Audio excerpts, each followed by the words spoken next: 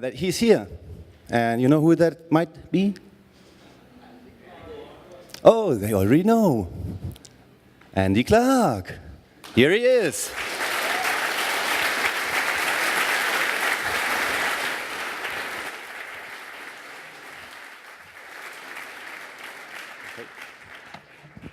Jesus Christ, I hope somebody else. Let's get this set up. Isn't this good? Das ist gut, ja? Oh, no, a bit of German creeping in. That's like one of my German sentences. Zwei große Bier, bitte, is the other one. How we do? I need power as well. Did you unplug this? No. Sorry about that. A few technical hitches.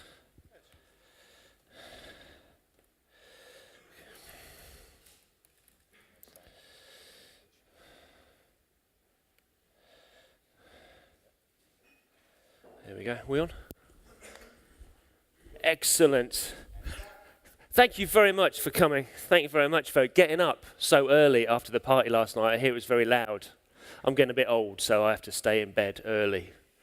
So, did Whitley mention in the introduction? He didn't. He's looking. He's doing his head. He's doing his head. He should have mentioned, which would make this joke a lot more relevant, that I'm a big Planet of the Apes fan. If you follow me on Twitter, you're going to know that I'm going to rant a lot about Planet of the Apes. And why is this important? Because, do you remember, have anybody seen Planet of the Apes movies? Come on, not just the recent one, not just Rise of the Planet of the Apes, which was very good, by the way. May 2014, Dawn of the Planet of the Apes. I want to go to sleep and wake up then. That's so good. And my role model is General Ursus from Beneath the Planet of the Apes, the sequel. Do you remember this one, 1972? Anybody alive then, except me?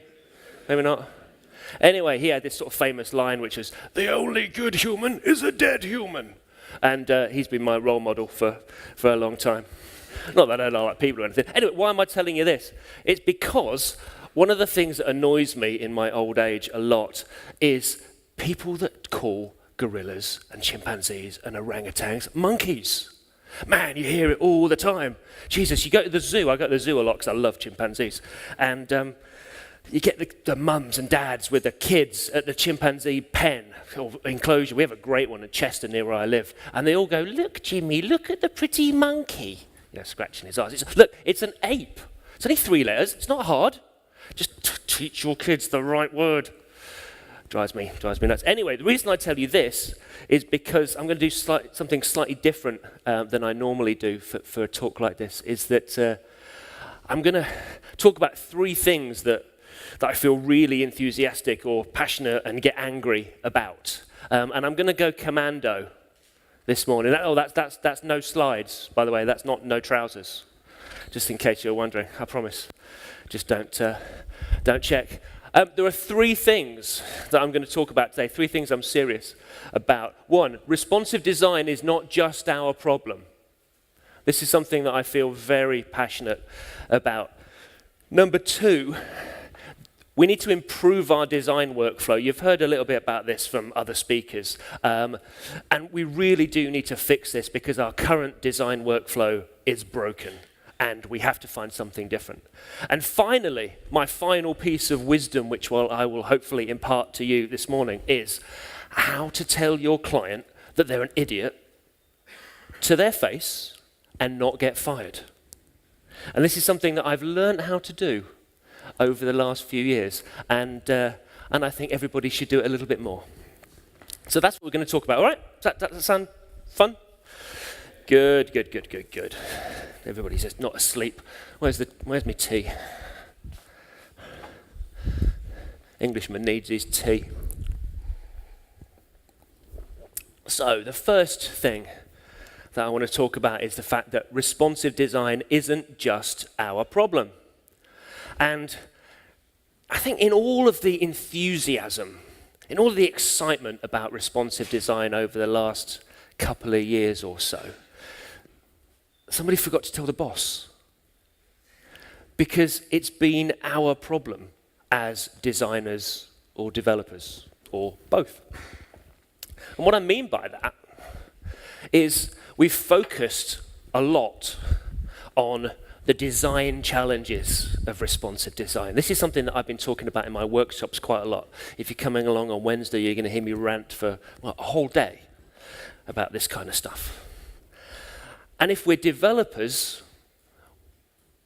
we're considering the technical implications of responsive design, thinking about media queries, thinking about new elements for things like picture.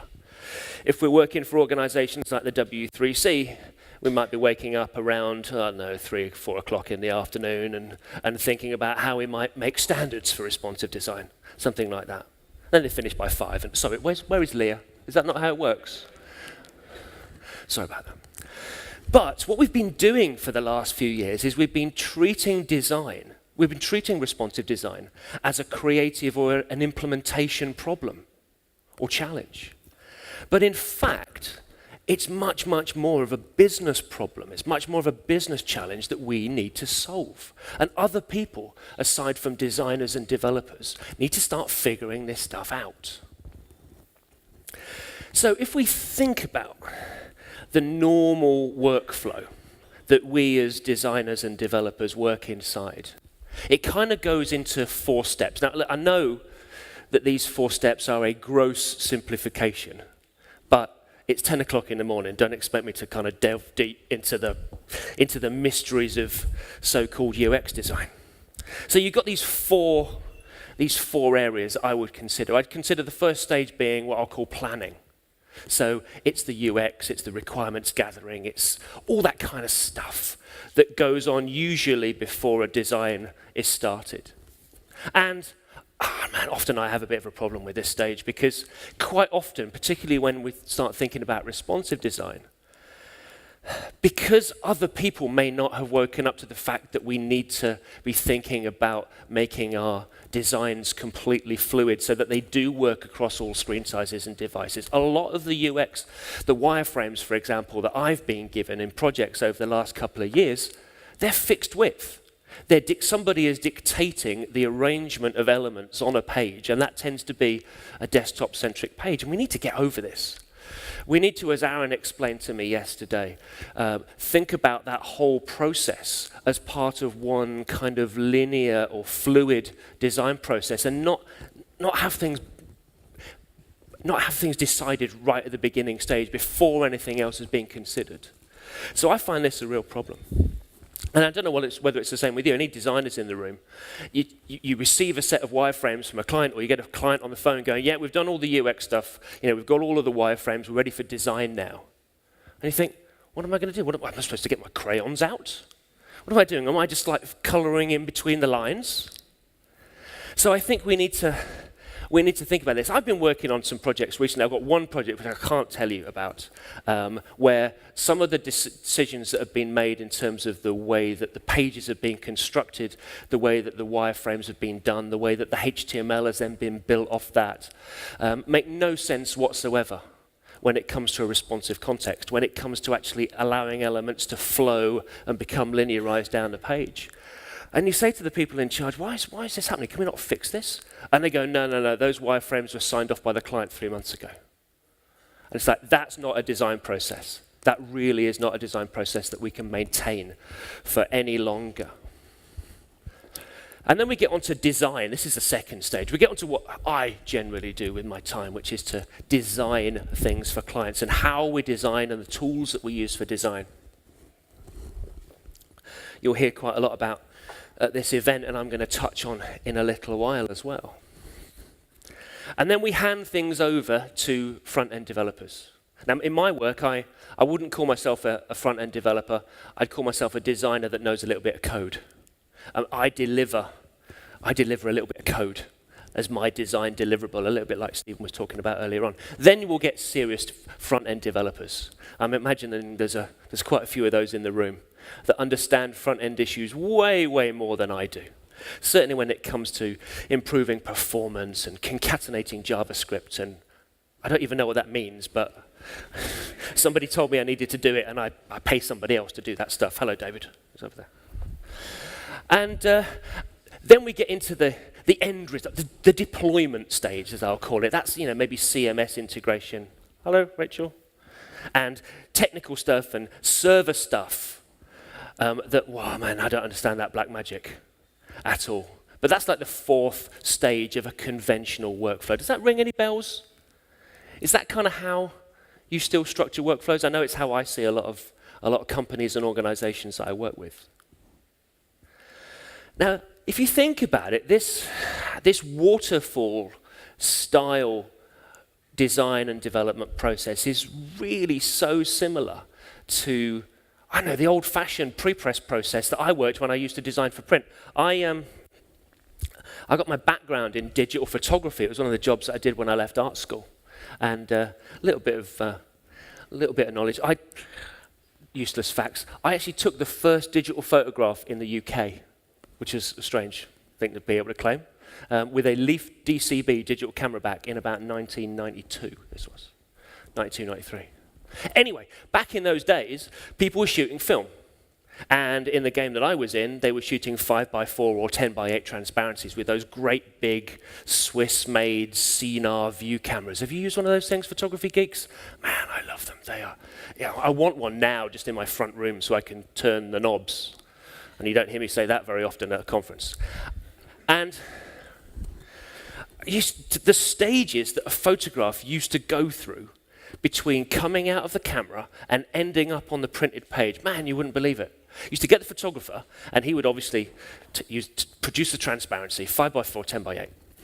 Somebody would, so that's one person. Next person would process it, so you have the processing lab, and then that would get output, obviously the process, in order to get that into a proof, you would scan that. So it would go to a high-resolution drum scanner operator who would scan that on one of these great big-ass drum scanners. And then from there, it needed to be converted into CMYK, because obviously the color space of film is RGB. So cyan, magenta, yellow, and black, the four colors that we use for print, we needed to do something. There was a color specialist who would understand potentially the end print process and know what CMYK conversion to do. Stephen's nodding his head. You remember this kind of shit, right?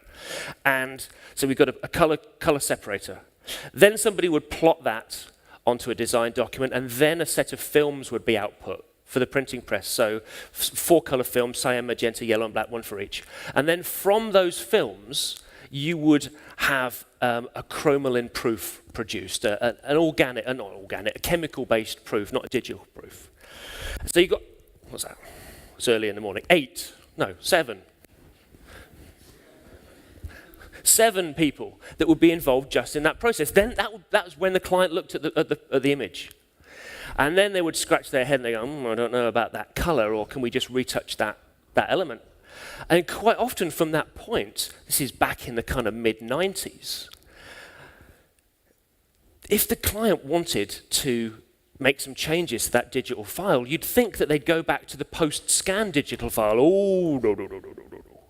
What they would do is they would then output another transparency from the digital file, and then it would go all the way back through that process again after retouching. And when I started in digital photography, we were one of the first companies to kind of really get digital photography into some of the big catalog studios and supermarkets and agencies in London. And I remember speaking to one of the agency bosses at the time saying, your workflow is stupid. You could cut out so many processes if you would just adopt a purer digital workflow. And he went, yeah, but we're never going to do that. We're never going to do that. Actually, they did do that. But he was so resistant to that because at every point along the stage, they could charge money, and lots of money at the time, for every piece of the jigsaw, every stage of the process. And if the client changed their mind, that was no problem. Not a problem, as long as they had their checkbook open. So when we think about our workflow, right, we think about planning and design and development and the deployment stage of a web project. What we're actually doing there, each one of those little arrows that goes between each of those stages is what? It's a sign-off point. This is what we do. We have people sign off at that stage. We have the client make decisions at that stage. Now, we may not know whether it's right yet. It's impossible to predict. I don't care what anybody says. It's impossible to write a functional specification these days that can take into account all of the complications and all of the issues of a responsive design. We just don't know yet. We might have thought that we had everything nailed down up until, what was it, last Wednesday or Thursday, when they changed the ratio, when they changed the aspect ratio of the iPhone 5. Are you supposed to have planned for that a year ago when you wrote your functional spec? Nah, you bollocks. So that's why we need a different workflow. We need a much more fluid and flexible approach to design. But it's like we can understand how these things have got this way, right? Because they're sign-off points and they're opportunities for billing. And our business people need to find new ways of accomplishing what they need to get out of the process without compromising what we do. And at the end of the day, making better work. We need to make better work for the clients that pay our bills. So I've been thinking about what I call the kind of, lamely anyway, post-PC responsive workflow. I didn't make that up. I can't remember who mentioned it now, but post-PC. And all of the things that we've been talking about before still matter. So planning is still incredibly important. But planning which is open-ended, not planning which says, like my client recently, no, we've decided everything before we reach design. Everything has been signed off. We need a much more open-ended ability to be able to go back and change things to get the best result. We need to have combined design and development process. I think Stephen asked this yesterday. Who works just in Photoshop? Who's a pure graphical visual designer? Yeah, one or two. You guys have the most to learn, right? You have the biggest mountain to climb. I don't envy you that much. But we need to have combined design and development approaches where we can iterate. It's not about deciding everything up front. It's not about locking every detail down into a Photoshop comp, and I'm going to talk a lot more about those in a minute. It's about iterating. It's about designing, testing, redesigning, sketching, developing the details of the design in a combination of traditional design tools possibly and code, making these prototypes, recycling. And this is why we have to, and our bosses, clients, have to reorganize the way that they organize web projects. It's no longer acceptable to have a design team that sorts one area aspect of the process out and then a development team in a different room or a different building or a different country sometimes, taking it on to the next stage. We're not building washing machines.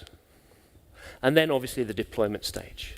This is what I would consider to be a post-PC responsive workflow. And the most important part is that bit in the center. Designers and developers working together much more closely than they have done in the past. Now, I just want to have a small kind of rant about testing for a second, right? Because this came up at the workshop the other day, and I noticed a few people talking about related topics yesterday. When it comes to how do you test on all the devices that we've got now? You've seen slides with like a mountain of test devices. And you think, man, I can't afford all of those things. Stephanie Rieger, who she writes some wonderful stuff about mobile. She published last year her kind of guide to the test devices that we need to have, and it included all kinds of stuff. You know, there was an iPhone 3 or 3G. There was and 4, a couple of types of iPhone, Android 2.2 and 2.3 and 3 and 4, and you know all these kind of things. And I'm thinking to myself, well, it's no wonder people get scared, is it? It's no wonder people start thinking about, oh yeah, you know, we need to buy all these things. We need to set up communal testing labs and stuff like that. That's a great idea, by the way. Jeremy really had a great idea for that. But you know, to me, there's a massive difference between design testing and device testing, okay?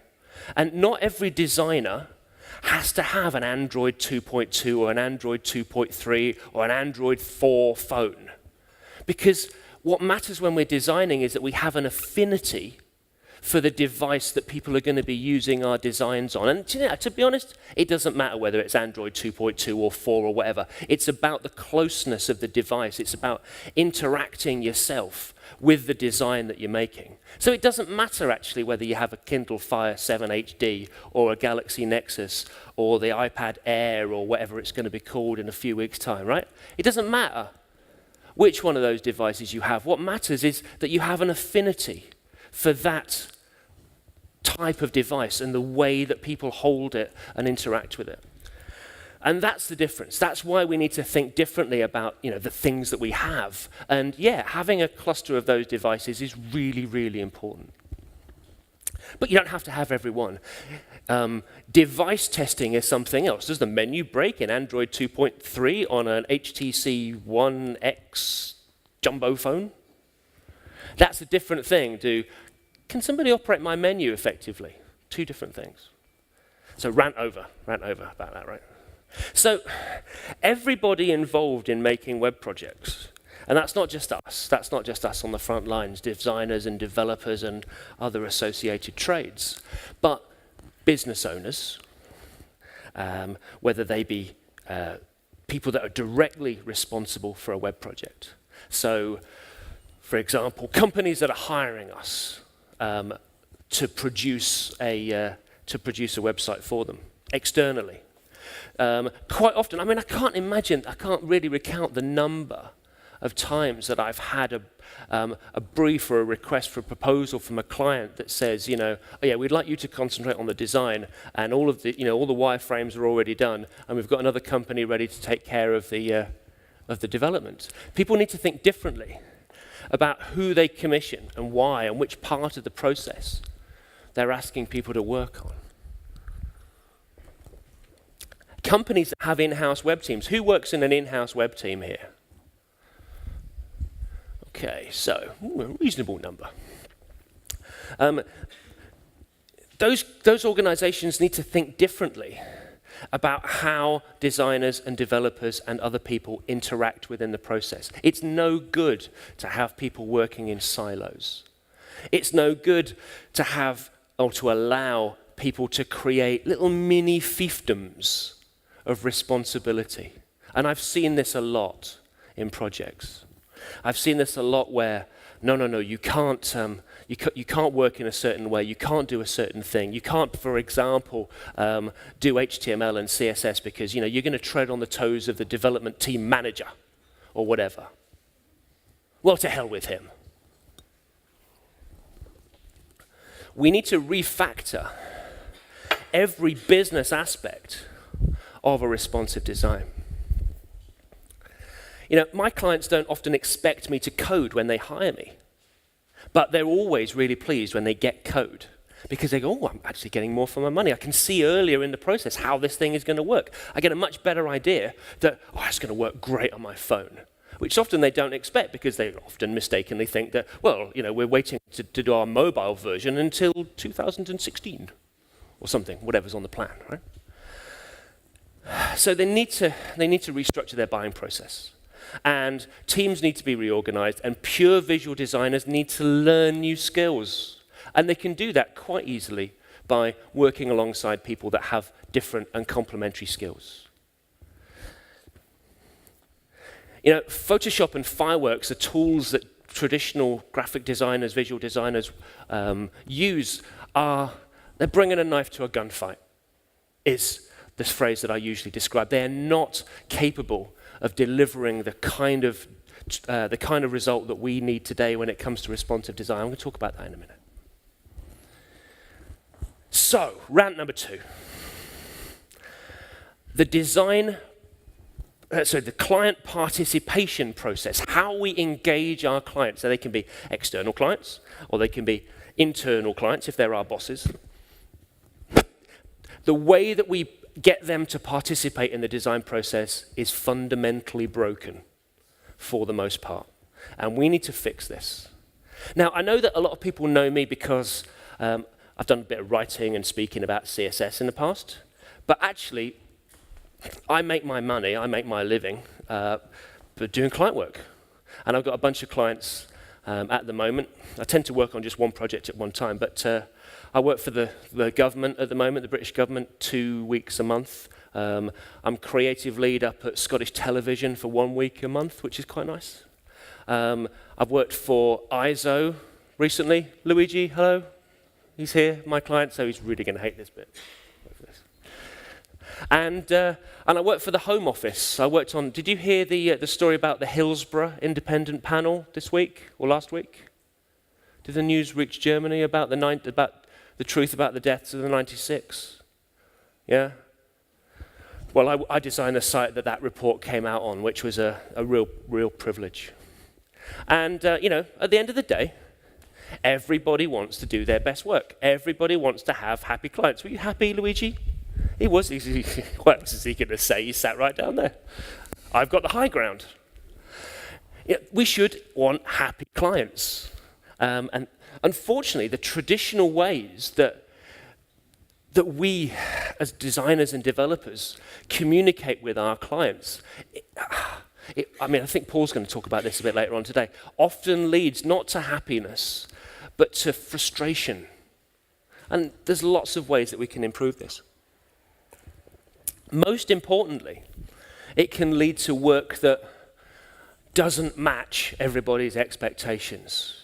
And that disappoints me a lot of the time.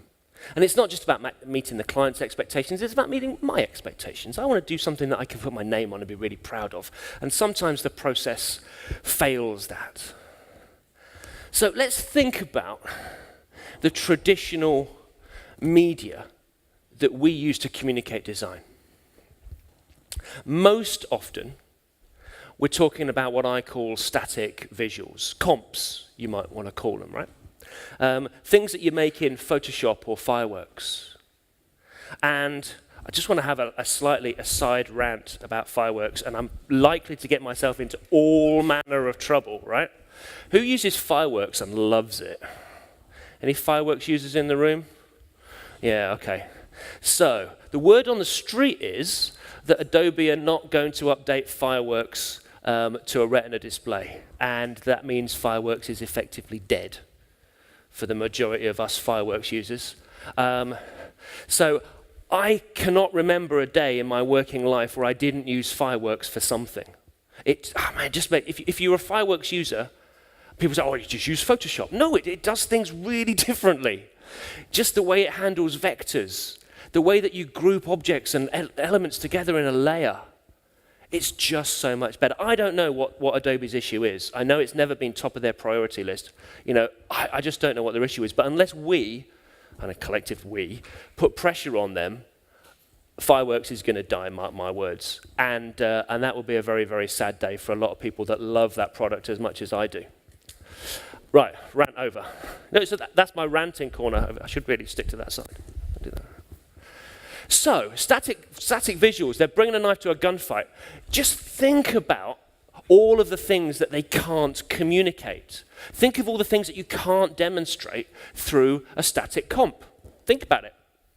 And then think about all the possibilities there are for misunderstanding between people in the design process. They don't display web fonts. You can't use web fonts inside Photoshop or Fireworks. You can't even demonstrate browser rendering. We all know that things display crappy on older versions of Windows. You can't demonstrate that in a Fireworks comp. You can't demonstrate browsers' different capabilities when it comes to CSS. You draw a button that has rounded corners.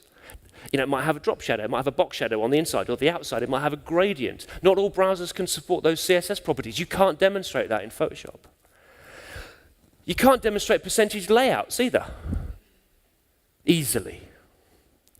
And they're static, by definition. So you can't demonstrate anything which involves time. No animations, no transitions, no states, no pseudo classes. You can't demonstrate any of that easily. And by easily, I mean not without putting hours of work in tedious repetition, and that's time that you could be spending being creative and actually solving a real world problem.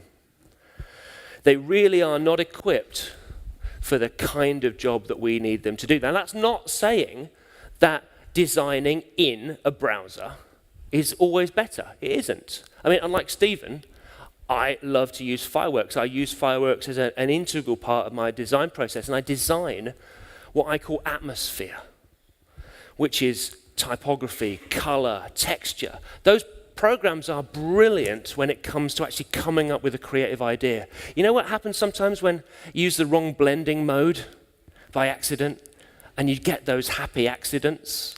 Yes. It's things that you couldn't predict. You can't do that in a browser. It's very hard. And also, I use Fireworks at several points throughout my design process. So for example, I design atmosphere, I design typography, I design color, I design the texture of things in Fireworks. I get as quickly as possible into the browser, so I go from pencil sketches straight into code as early as I can, and we solve all kinds of UI problems as an iterative process. So there's always this round trip. You know, you make something, it doesn't look quite right or work quite right. You sketch out a solution, you think that's going to be great. You arrive at the next prototype and it works. But it can look a little minimal, it can look a little soulless sometimes. You know the thing to do then? Go back into Fireworks and Photoshop and make the details. Because there's nothing like zooming in on something 800% to get that gradient just exactly right. It's really hard to do when you've got other issues at play, like layout, for example. You know, just mentioning Stephen for a second, and you had a slide up, mate, with SpongeBob SquarePants on it. This is another rant of mine, I have to say. I'm going to come over here. Let's just think about this for a minute, those words. SpongeBob SquarePants. Pretty easy, right? Kids is for kids. They can understand this shit, okay? SpongeBob SquarePants. What is he in German? SpongeBob's Farmkopf. SpongeBob Spongehead. Okay, where's the square part of that? And it's all about the pants. But no, his pants are square. In French, he is Bob l'Éponge. So Bob the Sponge. They completely miss a whole layer of meaning about this character. Whoa. Ah, man, the French are funny. Any French in the audience? Well, one or two. Thank you very much, French people, for publishing pictures of our future Queen of England topless. We appreciate this. In the French Closer magazine, we do. And do you know what? It was on the news the other day. They had the editor of the French Closer magazine defending her decision to photograph pictures of our future Queen of England topless, and her response was, but the boobies, they are beautiful. No, that's not the point. Sorry about that. Right. What do I mean by design atmosphere, right? Now, many people continue to mix up design with, layout with other aspects of design, right? How often has a client said to you, oh, I'm not really sure about the layout, about the design? And when you query that, they say, well, I think the sidebar should be on the left and not on the right. And this is something that we need to fix. What we need, I think, is we need a new word for all the aspects of design that are not layout. And I call this atmosphere. And I call it atmosphere because, you know, when you walk into a room, you can tell two people are having an argument because there's like a really frosty atmosphere going on in there. People say, I went to the game last night, I had a great atmosphere. It's about feeling. It's about something that you get that you can't quite explain about a design. And that's the stuff which is about branding. It's about the message that's being delivered. And you go, oh yes, that was a very kind of cold and authoritarian design. Or, you know, that was a really warm and friendly design. None of that stuff is about layout, or very little of it, maybe sometimes. All of it is about the other elements of design. So, typography. What are the typefaces that you choose? And how do you treat them? What about the amount of white space? How does that affect the atmosphere of the design? Color, both in terms of the mood that the color choices that we make evoke, but also about interaction design too. Color vocabulary, what can I click on? What have I clicked on at the simplest level? What is the primary call to action on this page, and what color should the button be? And what is the secondary call to action, and what color should that button be? And what about the thing that we really don't want people to press on, and does that need a color at all, or should that just be white, right? All of these decisions are not about layout. And then finally, this thing that I call texture, and texture is everything else. Is a box round or square corners? Is it a flat box, or does it have a gradient? Does it have a shadow or no shadow? Could it have real texture? Does it have a linen background that we all love so much? This is what I call atmosphere. And this is the thing that I'll talk about a lot more in the workshop, but this is the thing that Stephen was talking about, where we start off by designing these components, however you want to do them. Start off by thinking about the content, taking inventories of the content, and designing the individual blocks of content before we start thinking about layout. These are all the things that make it very difficult to communicate a design in a responsive way to people using a flat Photoshop comp. You know, ask yourself, up until a couple of years ago, why were so many websites fixed and centered at 960? I'll put 50 quid on the fact that it was because that's what the designer made in Photoshop, gave to the client liked it, signed it off. That's what went to the developer. Developer's job isn't to make any decisions about that kind of stuff at this stage. So he's going to build what he's being given because that's what the client's asking him to do. That's why so many websites are fixed and centered, directly because of that comp. It's why, in the past, you lot and me spent bloody hours hacking HTML, CSS, and JavaScript to make the final website that we were producing look like the bloody Photoshop comp, regardless of the capabilities of the browser that the client was, or the user was viewing it in. So, you know, we wrote jQuery plugins, and we had JavaScript things, and we had CSS hacks, and we had all this kind of stuff, right? And we spent hours doing it, usually unbillable, by the way. And whose bloody fault was it? It was our stupid fault. Right? Nobody else to blame. It was our fault because we set the wrong expectations by delivering a Photoshop comp to the client, who then signed it off and expected to get that in the final result. And why wouldn't they? We just asked them to sign it off. It's our own stupid fault, nobody else's.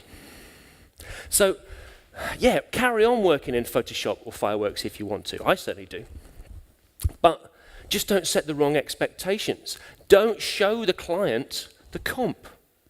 Show them something realistic. Show them the prototype. Show them HTML and CSS. And the same thing could go for taking screenshots of web pages too, and showing them that as well. Set the right expectations. Have a conversation with your client. Be honest about the differences that they're going to see. Because too often, differences in the way that a browser rendered a design have been seen as a defect, something that we haven't done wrong. What kind of developer are you? You can't make it look the same in IE and Firefox, was the thing that they said for years and years, right? As if it was somehow our fault. And I'm sorry, we'll go back and write a jQuery plugin. Set the right expectations and explain things in the right way. And don't, for God's sake, be defensive over it. Don't be defensive over this.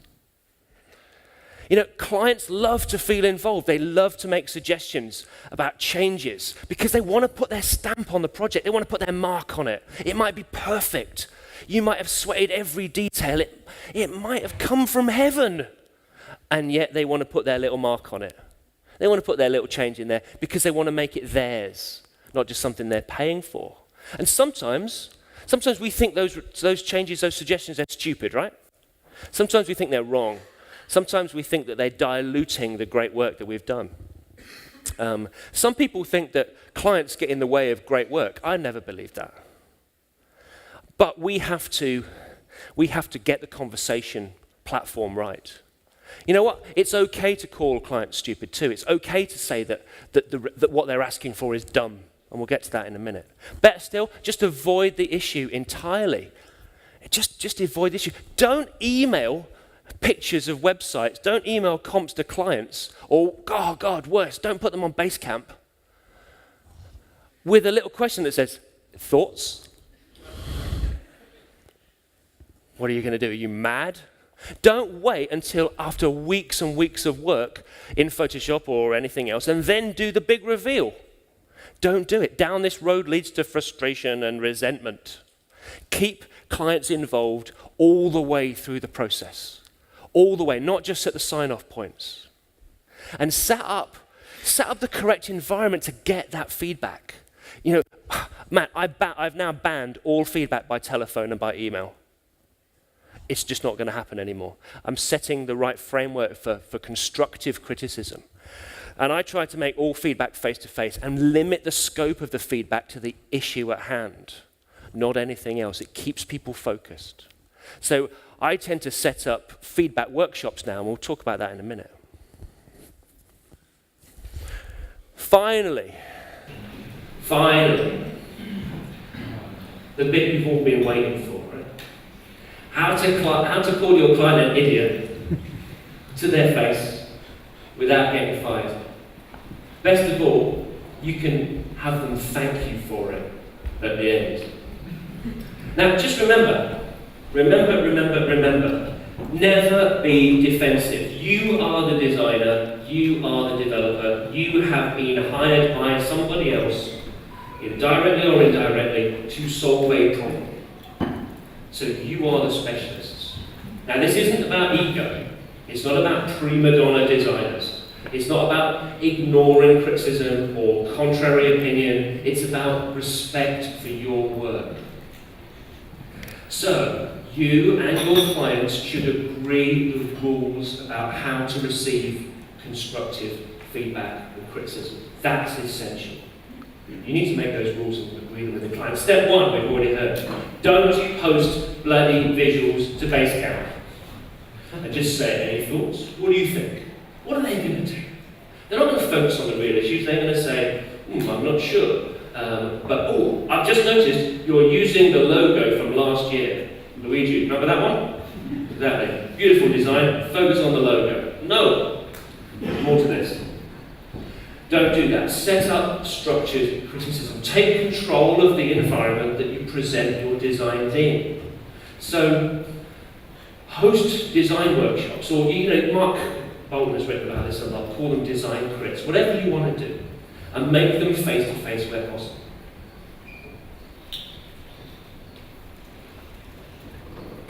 If you can't make them face to face, do it over Skype. But set limits. Set time limits and set scope limits. And it's really old-fashioned, but trust me, it works. Have somebody take minutes as a record of what's said. Very, very important. Rule number 3. This is always a controversial one. Rule number 3. If you don't show up to a design crit or a workshop, you don't have an opinion. You have to put the effort in. You have to listen to the reasons why the design looks the way it does before you can have an opinion. And if you don't show up, you are silent. Now, this includes the CEO, the chief executive, the chief director, the guy that 24 hours before launch sent an email with some helpful suggestions. No, I'm sorry, he doesn't have a voice unless he showed up. And that can be a little bit tricky to implement, but by God it works. Now, well, I say by God it works. It didn't work for me when I was doing this Government Hillsborough project, because literally 7 days before launch, somebody did turn around and go, actually, we need to change a bunch of things. We need to have a home link on the homepage of the Home Office website. At which point, anyway, there we go. That was somebody that didn't participate. Rule number 4 of the design crit or the design workshop: leave your feelings at the door. This is all about the work. It's not about personal prestige or ego or personal feelings or anything else. They do not matter. It's all about the work. There are no stupid questions. There are no dumb suggestions. It's all focused on the work. Why is that there? Why did we choose to make it that colour? It's all about the work. Leave your feelings at the door. Personal opinions, personal feelings do not matter.